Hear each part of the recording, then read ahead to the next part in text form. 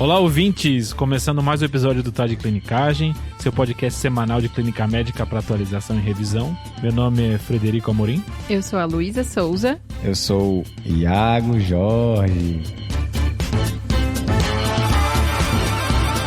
Iagão, esse seu Iago Jorge tá famoso, né? Rapaz, eu falei até meio encabulado hoje. Por quê? Rapaz, 2 ouvintes mandaram mensagem notando esse Todo meu mundo cacuete. notou. Quem não nota, né? Eu achei que fosse uma coisa natural, pessoal. Não é assim, né?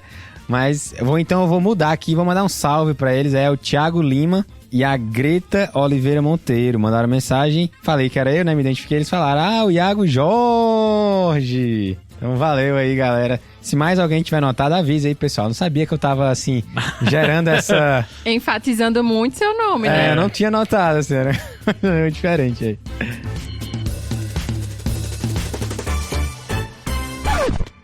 Aproveitando a deixa, interrompendo o episódio aqui, só para avisar que o TDC agora tá com WhatsApp. E quem tá comandando ele é o Iago Jorge, ele mesmo, tá? Se tiver alguma reclamação, sugestão, algum problema com o TDC, manda pra gente lá. Se tiver elogio também, dá pra mandar lá. Aí dá pra mandar em qualquer local. Mas se tiver alguma dessas reclamações, manda pra gente lá pelo WhatsApp. E para entrar em contato, entra lá no nosso site, tem um símbolozinho do WhatsApp no canto inferior direito. E aí mande a sua mensagem lá pra gente. Valeu!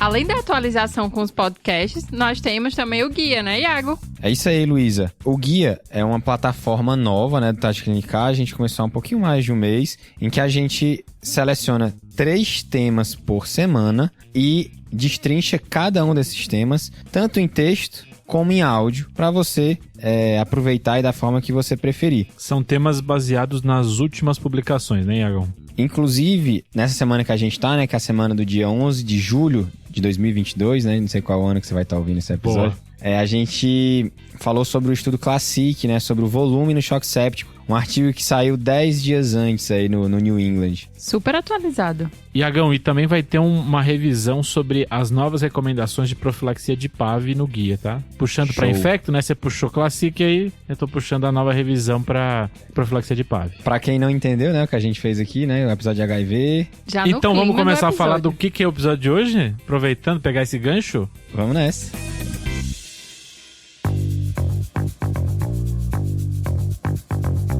Episódio de hoje é HIV, né? Vamos embora. Acho que a ideia hoje é tentar pegar aquela pessoa que acabou de fazer o diagnóstico e não sabe o que fazer logo depois. Então diagnostiquei HIV e agora? Aqui, Fred, foi inevitável eu mencionar o episódio em bolos, que tá ali entre o episódio 100 e o episódio 101. A gente tem que numerar esses episódios. Alô, Pedro.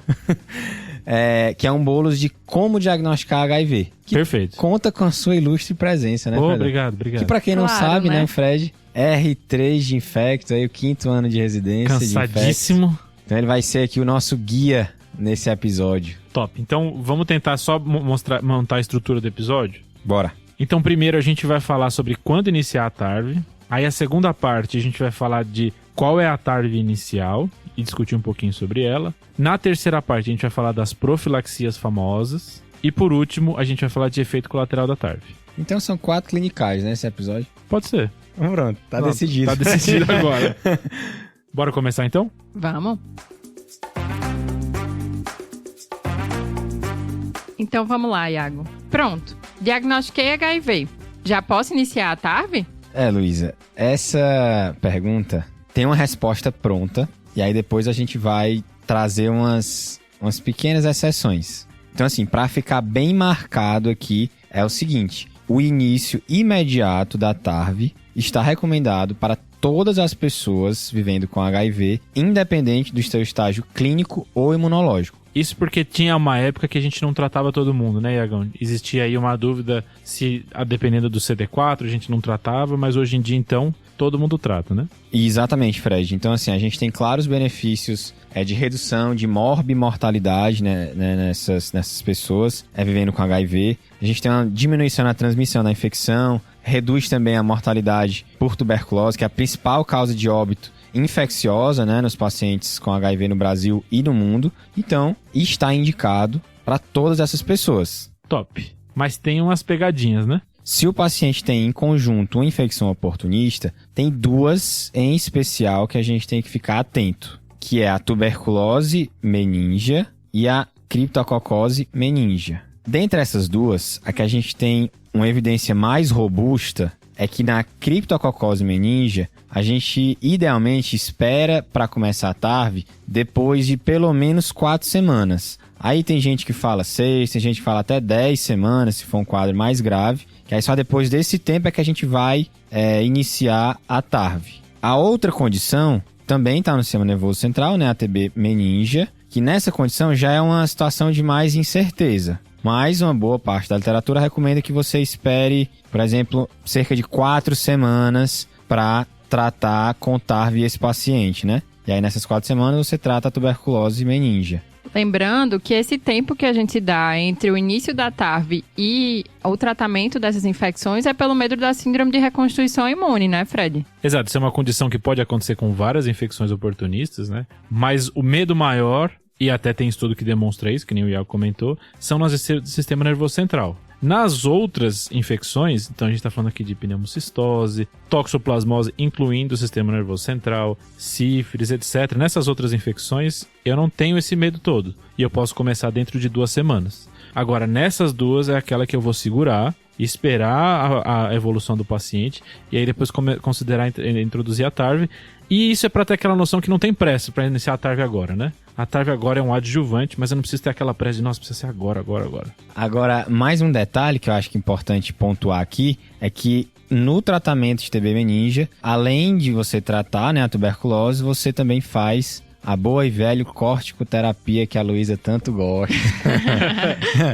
E já na criptococose meningea, não é recomendado corticoide, tá, Luísa? Atenção aí. Ó. Top, esse é top. Lembrando que a gente está falando do tratamento dessas doenças no paciente com HIV, né? Não é no paciente imunocompetente. Top. Então, assintomático, posso começar no mesmo momento, né? E no paciente com infecção oportunista, eu vou avaliar qual infecção para ver o timing de iniciação, certo? Show. E aí, né? A gente tá falando TARV. Então, só para especificar pra galera, a terapia antirretroviral, mais famosa TARV, atualmente a gente inicia com um esquema. Qual que é esse esquema mesmo, Fred? É a segunda clinicagem aí do episódio. Cara, então assim, o esquema atual de TARV, terapia antirretroviral, que a gente esqueceu de falar o que era no começo, consiste de 3 drogas: lamivudina, tenofovir e dolutegravir. Então, essas 3 drogas são a terapia de TARV inicial para quase todas as situações. Isso vai incluir gestantes, isso vai incluir o paciente do dia a dia, e a única exceção dessa TARV é o paciente DRC. Tinha que ter peculiaridade na DRC nefro, né? É complicado, né? E a gente vai falar um pouquinho mais o porquê, né? Mas o tenofovir está associado à disfunção renal, então no DRC a gente evita usar o tenofovir e aí tem que usar uma outra droga, o que é usado geralmente é o abacavir. Mas aí tem toda uma discussão de como iniciar essa droga, acho que isso é uma coisa mais detalhe, né? Então a terapia hoje inicial é lamivudina, tenofovir e dolutegravir, e a gente vai comentar mais pra frente dos efeitos colaterais dessas 3 drogas. O DRC, com a taxa de filtração glomerular abaixo de 60, que é indicado não utilizar mais o tenofovir como esquema inicial. Top. Ei, Fredão, e que história é essa de dupla terapia aí nos pacientes com HIV? Iagão, isso virou moda agora, né, nos últimos anos. Pra mim era novidade. Desde 2019. Foi a pandemia que deixou de lado um pouco. O HIV, né? Não. Mas como é que é essa história, né? A terapia antirretroviral foi tripla terapia por muito tempo. Então eram sempre, no mínimo, 3 drogas que eram usadas. E aí começou a surgir, com os novos antirretrovirais, alguns estudos para fazer só dupla terapia. Eu tiro uma medicação, fico então só com 2 antirretrovirais. E foi visto que isso foi tão eficaz quanto a tripla terapia se eu escolher algumas TARVs específicas. E olha que os estudos com HIV são com um N bem grande, viu? Eu fiquei bem impressionada. O Pedro que fica me zoando que infecto não tem evidência, para HIV tem bastante, né? Pro resto não tem nada, mas para HIV tem bastante. Não é cardio, não é nível cardio, mas tem até ok, né? Sim. Mas então como é que é essa história? A dupla terapia que é orientada no Brasil é com lamivudina e dolutegravir, então a gente tira o tenofovir. E esse esquema é orientado para alguns pacientes. Para os pacientes que estão com carga viral não detectada durante 1 ano, pelo menos, não tiveram nenhuma falha prévia, são bem aderentes à medicação e não são co-infectados com hepatite B, porque o tratamento para hepatite B também é o tenofovir. Então, nesses pacientes, eu posso considerar fazer dupla terapia, tiro o tenofovir e fica só lamivudina e dolutegravir. Ótimo pra eles, né? Menos uma medicação, menos efeitos colaterais, então... Exatamente. E aí aqui tem um detalhe, tá, Fred? Que além de prescrever a TARV, o ideal é já pedir uns examezinhos. Top. É aquele geralzão com um plus a mais. Boa. Manda. Então, hemograma, glicemia de jejum, lipidograma, avaliação da função hepática, função renal. Acho que é importante que esses pacientes eles vão ter alteração do hemograma, eles podem ter plaquetopenia, podem ter linfopenia, podem ter, dependendo do caso, pode ter até anemia por outras causas. Eles têm mais chance de ter disfunção renal, mais chance de disfunção hepática, então não é só um geralzão por ser geralzão, né? São pacientes peculiares, né? Exato. Assim, que precisam de um cuidado, de uma maior atenção, e a gente precisa saber, entre aspas, aonde a gente está pisando para ver essas medicações e você saber o basal do paciente para qualquer alteração futura você já reconhecer, Isso é legal, né? Pensando nos efeitos colaterais. principalmente. E exatamente. Então, assim, a avaliação de fígado e rim, ela realmente é completa. Então, você inclui TGO, TGP, fosfatase alcalina, bilirrubina e... Ureia e creatinina e o sumário de urina, né? É porque eu acho que a ureia e creatina é mais fácil do pessoal lembrar, mas a urina 1, Ah, tá. às vezes você tem que dar o estalo para pedir. Aqui tá muito bem recomendado. Top. Então, além desse geralzão, tem uns mais específicos também, que os infectos gostam, né? Gostamos. Eu nunca vi um infecto discutir o caso para não pedir Sorologia. para tudo. Claro, bora. Mas aqui as principais recomendações vêm sífilis, as hepatites virais e toxoplasmose. Top. Existem algumas recomendações, por exemplo, HTLV e Chagas, mas aí vai depender da região. Para algumas regiões é bem importante, né? Isso. E, Agão, além desses complementares, aí acho que tem 2 exames que são básicos para o acompanhamento do paciente com HIV. Eles vão ser importantes agora e eles vão ser importantes, talvez, para o resto da vida desse paciente, né? A carga viral. É, bem importante. Bem né? importante pra gente ver inicial e depois se ela vai cair com o tratamento. Isso é importante. E depois, mais pra frente, com a adesão do paciente, se ele tá aderindo ao tratamento, etc. Tô me lembrando da papelada, viu, Fred? Tem que ser bastante papelado.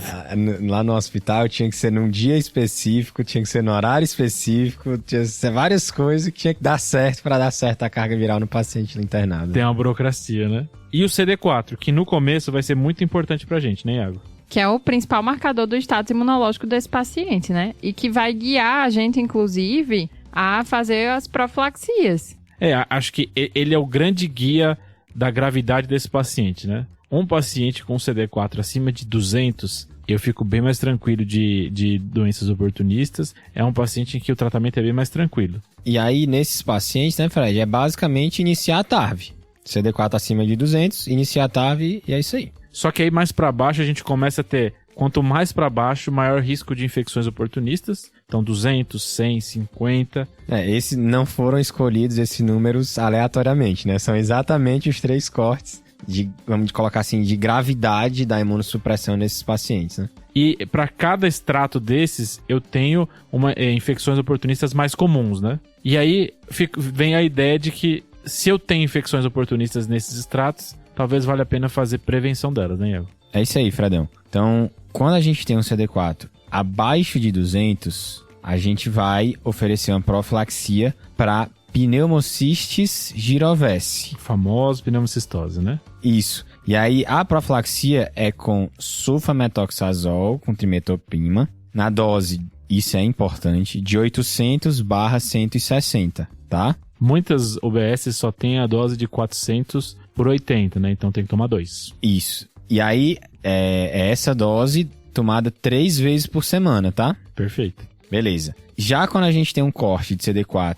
abaixo de 100, a gente considera a profilaxia para toxoplasma, tá? E aí, se para pneumocistis é um CD4 abaixo de 200, a gente deu o famoso Bactrim 3 vezes por semana, aqui a gente vai dar 1 vez por dia. Top. Tá? Então, quando você tá abaixo de 100, você vai cobrir com o Bactrim tanto toxoplasma quanto pneumocistis. É legal, você falou que você vai adicionando a cada extrato que você baixa, né? 200 a gente tava falando só de pneumocistose, no 100 agora a gente tá falando de toxoplasmose e pneumocistose, né? Exatamente. E existe um detalhe aqui na profilaxia de toxoplasma, que a diretriz recomenda a profilaxia quando o CD4 está abaixo de 100 e a pessoa tem uma sorologia positiva para toxoplasma, né? Um IgG reagente. Até você comentou de pedir esse IgG antes, né, Iago, na hora que a gente faz os exames. Mas existe uma discussão aí por alguns pacientes raramente fazerem neurotóxico com sorologia negativa. Tem alguns profissionais que preferem fazer essa profilaxia independente da sorologia, mas realmente a indicação que está na diretriz brasileira é essa. Show!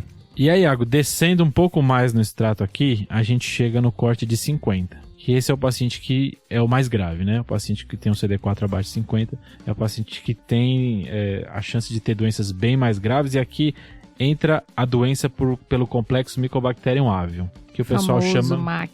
Exato, o pessoal chama de MAC. Existia antes uma recomendação de fazer profilaxia para todos os pacientes, mas hoje em dia a gente sabe que no paciente que inicia TARV, a chance de MAC é muito baixa. Então, nesses pacientes, não é indicado nas diretrizes atuais, tanto a europeia quanto a americana, não é indicado fazer essa profilaxia caso o paciente inicie TARV.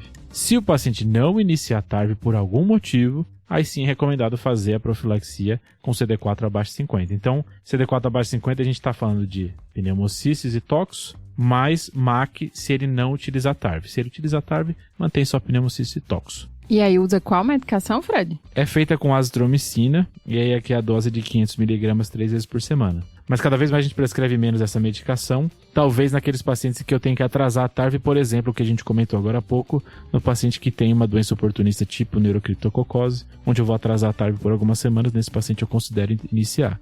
Nos pacientes que eu já iniciei a TARV, aí não há necessidade. Certo. Só que aqui tem algo que corre em paralelo, que é tentar investigar algumas doenças e fazer um tratamento preemptivo delas. Aqui a gente tem 3 principais: criptococose, tuberculose e citomegalovírus. Começando então pela criptococose. Pacientes com CD4 abaixo de 100, sem sintomas de doença ativa, eu faço uma investigação de criptococose para avaliar se eu preciso tratar ou não. Aqui eu tenho 2 passos para fazer. Tá. Primeiro, eu solicito um antígeno de criptococcus no sangue. Beleza. Esse é o primeiro passo. Se vier negativo, acabou. Não faço mais nada. Se vier positivo, eu vou pro segundo passo, que é investigar se esse paciente tem neurocriptococose e eu não diagnostiquei porque ele estava sem sintomas. Isso pode acontecer. Beleza, e a gente investiga isso fazendo um líquor, eu imagino. Exato, faço líquor, pesquiso cripto no líquor e vejo as alterações do líquor. O líquor veio sem alterações, pronto. Esse paciente ele não tem neurocripto,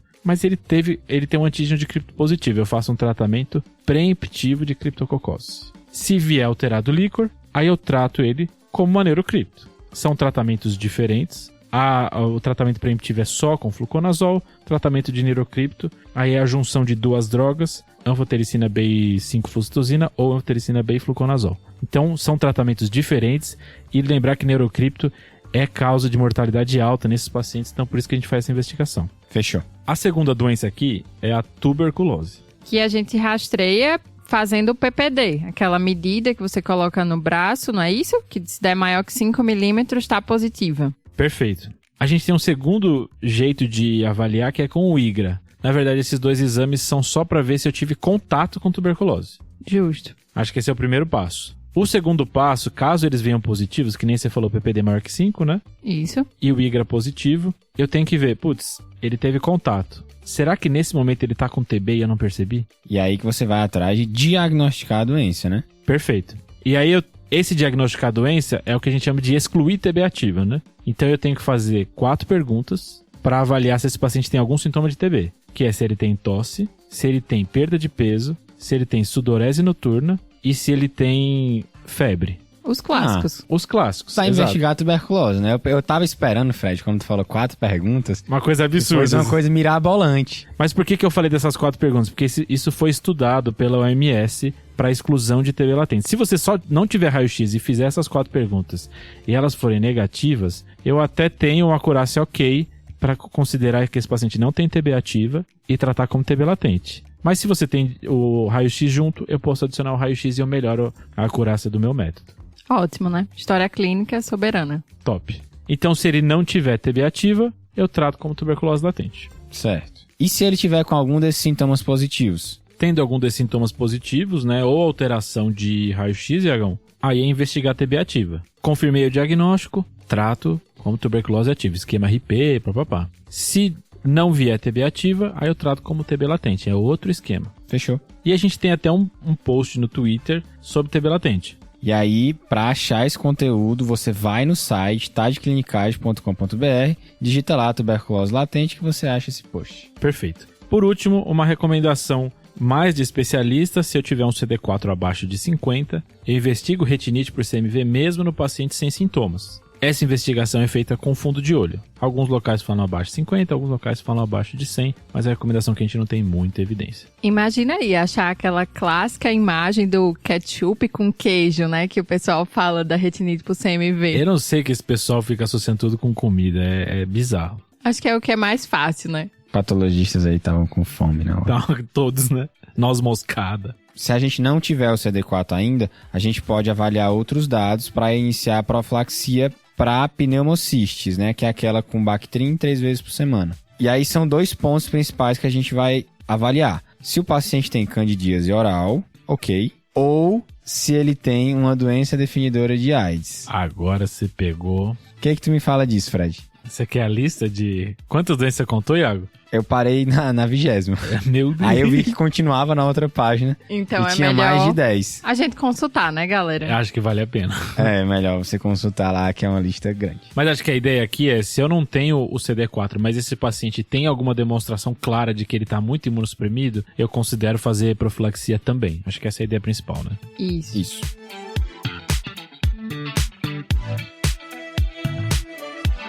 Então bora pro próximo tópico? Bora. E acho que agora é a parte de efeitos colaterais, né, Luísa? Vamos lá, né? Acho que assim, primeiro é importante frisar que a TARV, ela vai ser um tratamento de muito longo prazo. Uhum. Graças a Deus a gente conseguiu avançar, nossos pacientes com HIV estão conseguindo viver bem. Top. Então, é uma coisa que a longo prazo, mais estudos vão vir com efeitos adversos dos pacientes, mas a gente vai ressaltar aqui os principais do tripé do tratamento atual, né? O dolutegravir, a lamivudina e o tenofovir. Top. Gostei de tripé. A lamivudina é uma das medicações mais seguras e com efeitos adversos descritos mais tranquilos, vamos dizer assim. Os principais que a gente tem são efeitos do sistema nervoso central, como cefaleia, mal-estar, uma fadiga, até mesmo aquelas coisas mais inespecíficas. Mas também podemos ter, tipo, parestesia e até tem relatos de insônia e depressão, né? Então, assim, esses efeitos ficam na faixa de 35%, 15% dos pacientes. São efeitos comuns, principalmente no início do uso da medicação e que tendem a melhorar depois de algumas semanas, tá? Acho que é importante isso que você falou, Luísa, porque é aquele efeito colateral que você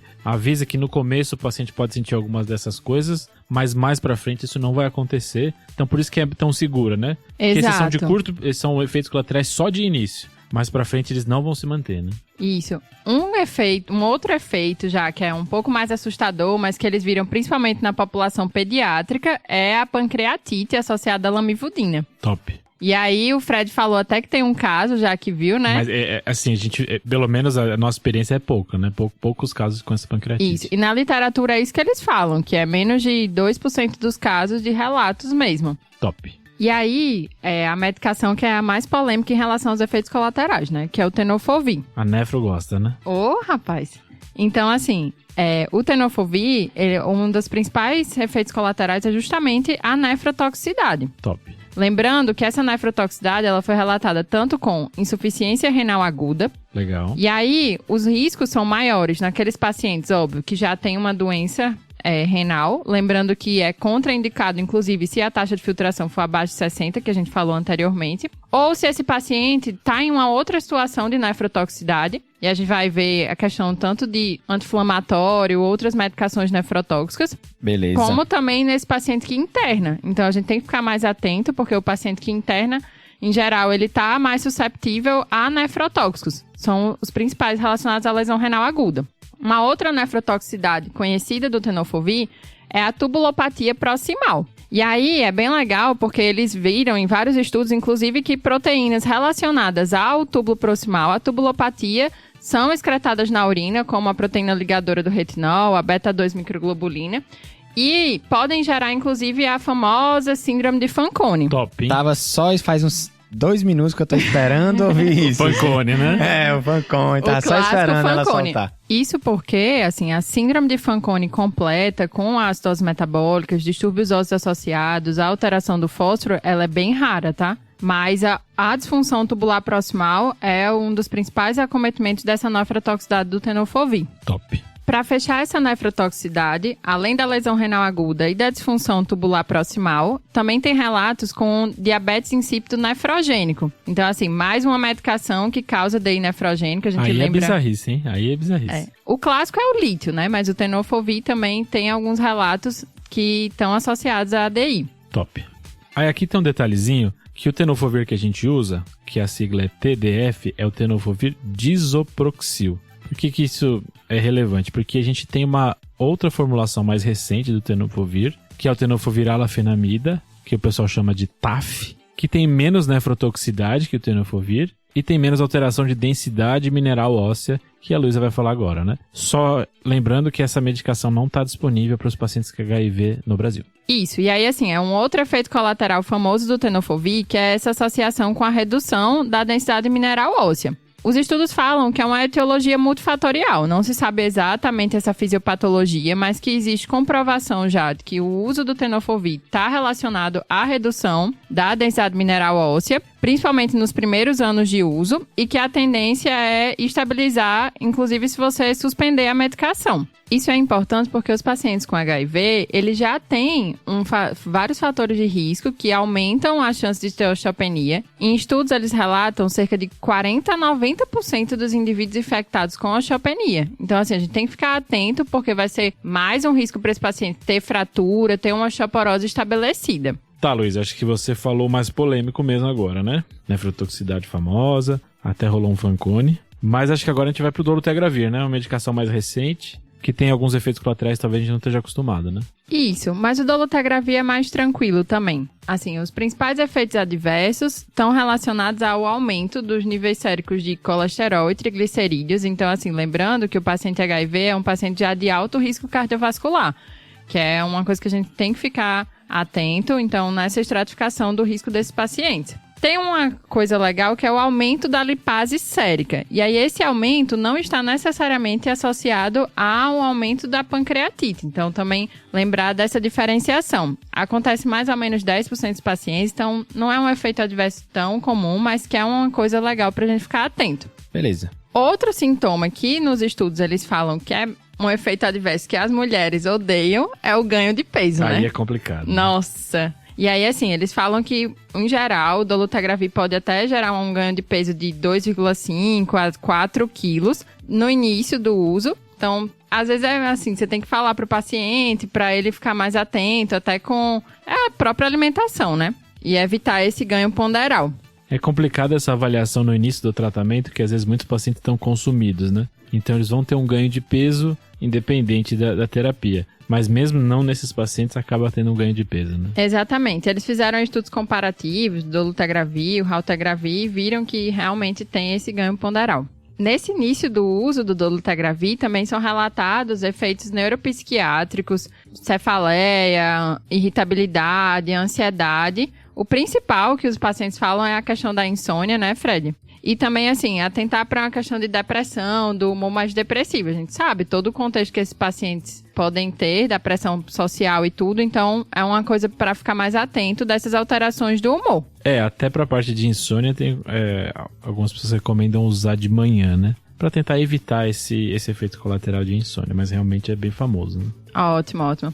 Outra coisa famosa do dolutegravir... Ela quer. Cerejinha do bolo agora, cerejinha do bolo. Sempre puxando para nefrologia, né? É que, assim, o dolutegravir, assim como outras medicações, como o trimetoprim, que foi um dos nossos desafios recentes, eles vão alterar a secreção tubular da creatinina, ou seja, vão causar um aumento sérico falso da creatinina sem alterar a taxa de filtração glomerular. Então, essa é uma... Isso é bizarro, tá? Isso é bizarro. Mas é uma coisa, uma clinicagem top aí.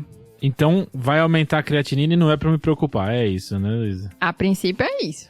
Uma pequena elevação é esperado no começo, né? Exatamente. Top. Acho que aqui tem algumas interações medicamentosas que talvez sejam importantes para esses pacientes. Eu queria falar principalmente 3, tá? Com dolutegravir. A primeira é metformina. O dolutegravir aumenta os níveis séricos de metformina e pode predispor à acidose lática, dependendo da dose de metformina. Então, talvez você tenha que adequar a dose quando você inicia o dolutegravir e ficar atentos por acidose lática. Não tem uma recomendação clara de qual é o valor. Tem gente que fala de deixar no máximo 1 grama, mas uma recomendação clara não tem. E isso é mais grave em pacientes que têm doença renal crônica. Beleza. E as duas outras são rifampicina e os anticonvulsivantes, que geralmente a gente dobra a dose do dolutegravir. Mas isso acho que é mais pro infecto, né? Isso. Eu acho que como recomendação geral fica assim, o lembrete. Paciente usando TARV, cheque se tem interação antes de prescrever algum remédio. Acho que é de bom. Então a gente, em geral, é uma boa prática médica, mas nesses pacientes a gente deve ter uma atenção aí triplicada. Top. Acabou, né, pessoal? Acho que foi. Muita coisa de HIV, né? HIV é bem complicado, mas aqui a ideia é tentar falar um basicão, né? Isso. HIV é um mundo, né? Então, esse início foi bem legal. Top. Acho que dos criadores do episódio de como diagnosticar HIV, vem diagnostiquei agora. O nome ficou uma boa continuação, né?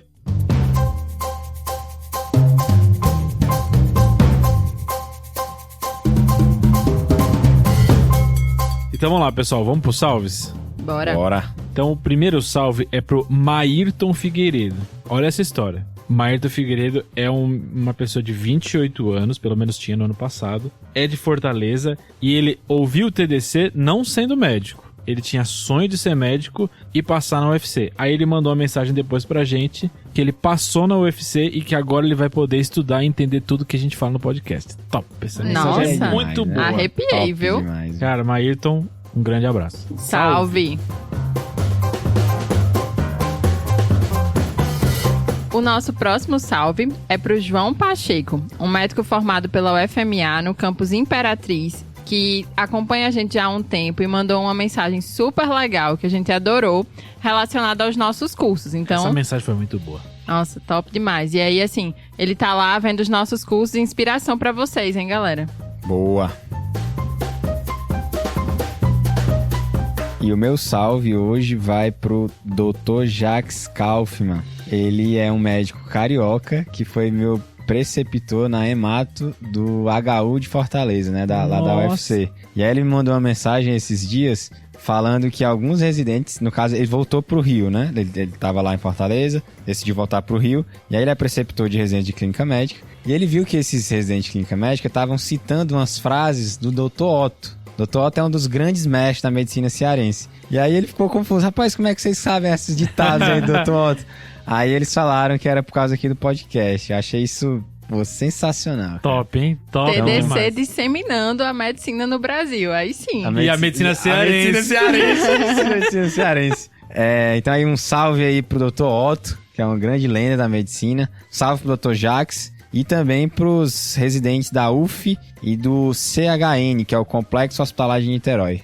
Foi um momento Faustão. Galera. Pode falar, Fred. Não, foi top demais. Gostei muito. Que é isso, né, pessoal? Então acho que só lembrar de seguir a gente no Tá de Clinicagem no Instagram. A gente tem Twitter também. O site tadeclinicagem.com.br, onde você pode pesquisar os assuntos, só dar uma pesquisada lá. E a nossa novidade do mês, o Guia TDC. É só entrar no site, assinar, que a gente dá novidades aí todo mês sobre os últimos trabalhos. E o Patinho Feio, que ninguém lembra, que é o YouTube. Ô, Vale a pena macho. lembrar. Tá vendo vários conteúdos novos, resumos visuais, tem uns vídeos complementares de episódios, aí um Casimiro-like, uns Verdade. reacts. Teve o de Excelente. Hints, teve do Choque, agora, top. Então confiram lá no YouTube, galera. Segue a gente, hein, galera? Boa. Falou então? Falou. Falou. Valeu.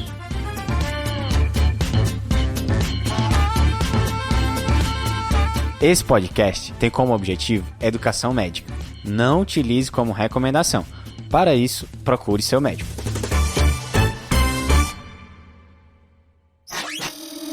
Essa é uma produção do Bicho de Goiaba.